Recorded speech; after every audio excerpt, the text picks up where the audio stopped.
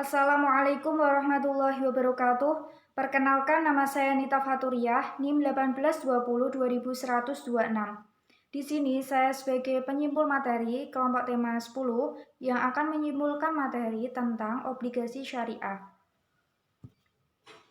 Dari pemaparan pemakala tentang tema 10 dapat saya simpulkan bahwa obligasi syariah adalah suatu kontrak pembiayaan tertulis yang berjangka panjang untuk membayar kembali dalam jangka waktu tertentu seluruh kewajiban yang timbul akibat pembiayaan untuk kegiatan tertentu menurut syarat dan ketentuan tertentu, serta membayar sejumlah manfaat secara periodik menurut akad. Ada beberapa jenis-jenis obligasi syariah yang kini berkembang di Indonesia, antara lain adalah yang pertama, obligasi mudhorobah, merupakan jenis obligasi syariah yang dalam penerapannya menggunakan akad mudhorobah. Akad mudhorobah adalah akad kerjasama antara investor dan peminjam. Dalam proses ini, investor hanya perlu untuk menyediakan modal dana penuh dan untuk pihak emiten mengelola dana tersebut dengan jujur dan mandiri. Jika nantinya pihak emiten melakukan kelalaian dalam mengelola dana, maka emiten diwajibkan menjamin seluruh kerugian yang ada dan membuat surat pengakuan hutang. Yang kedua, obligasi ijaroh. Sesuai dengan namanya, obligasi syariah ini menggunakan akad ijaroh, yang mana proses akad ini mengambil manfaat melalui jalan penggantian, sehingga dapat dikatakan jika pemilik dana akan memberikan kebebasan pada emiten dalam menggunakan dana tersebut melalui persyaratan pemberian imbalan untuk pemilik dana. Yang ketiga, obligasi istiqna. Obligasi istiqna ini menerapkan akad istiqna dalam prosesnya. Akad istiqna adalah perjanjian yang mana kedua belah pihak telah menyetujui jual beli termasuk pembiayaan barang atau jasa. Selanjutnya, struktur obligasi syariah dapat berupa yang pertama, bagi hasil berdasarkan akad mudhorobah, qirot atau musyarakah. Karena akad mudhorobah atau musyarakah adalah kerjasama dengan bagi hasil pendapatan atau keuntungan. Obligasi jenis ini akan memberikan return dengan menggunakan expected return karena sifatnya yang floating dan tergantung pada kinerja pendapatan yang dibagi hasilkan. Yang kedua, margin atau fee berdasarkan akad murabahah, salam, istiqna, atau ijaroh. Dengan akad tersebut sebagai bentuk jual beli akan memberikan fixed return.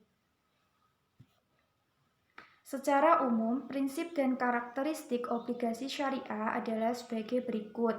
Yang pertama, obligasi syariah haruslah berdasarkan konsep syariah yang hanya memberikan pendapatan kepada pemegang obligasi syariah dalam hal bentuk bagi hasil serta pembayaran utang pokok pada saat jatuh tempo.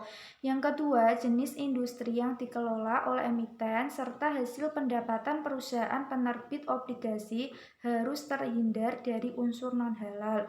Yang ketiga, obligasi syariah menekankan pada tingkat rasio bagi hasil atau nisbah yang besarannya ditentukan sesuai kesepakatan pihak emiten dan investor sebelum penerbitan obligasi tersebut. Yang keempat, pembagian pendapatan dilakukan secara periodik atau sesuai kesepakatan bersama, dan pada saat jatuh tempo, hal itu diperhitungkan secara keseluruhan. Yang kelima, mekanisme obligasi syariah diawasi oleh Dewan Pengawas Syariah atau tim ahli syariah yang ditunjuk oleh Dewan Syariah Nasional (MUI) sejak penerbitan obligasi hingga akhir. Adapun strategi pendukung dalam obligasi syariah, yaitu produk yang dipasarkan sangat memperhatikan keuntungan yang berdasarkan pada produk-produk yang sesuai dengan prinsip syariah atau bagi hasil. Sedangkan dalam harga penawaran yang ditawarkan mencapai 100% sehingga dapat menjangkau masyarakat yang lebih luas untuk penawaran yang relatif masih rendah. Meskipun demikian, harga penawaran 100%, namun penawaran yang relatif masih rendah dengan tingkat permintaan yang tinggi. Ada juga beberapa kendala dalam pengembangan obligasi syariah, yaitu kendala dalam akad mudhorobah antara lain.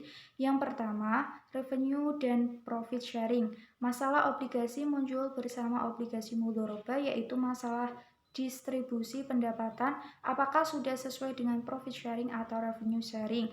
Yang kedua, pajak dan tidak kepastian hukum. Obligasi syariah memiliki kelemahan atau kendala dalam pajak dan tidak kepastian hukum karena belum ada yang mengatur tentang obligasi syariah dan otoritas yang berwenang, sehingga ketentuan dalam obligasi syariah mengacu kepada ketentuan tentang obligasi konvensional. Yang ketiga, tidak memiliki benchmark atau tolak ukur yang resmi. Obligasi syariah tidak memiliki benchmark atau tolak ukur yang resmi karena pemerintah belum diterbitkan untuk melakukan discounting, terutama ketika sebuah obligasi syariah akan dilepas ke pasar sekunder. Sedangkan tujuan dari penerbitan obligasi syariah tersebut harus menciptakan benchmark atau tolak ukur dalam pasar keuangan syariah.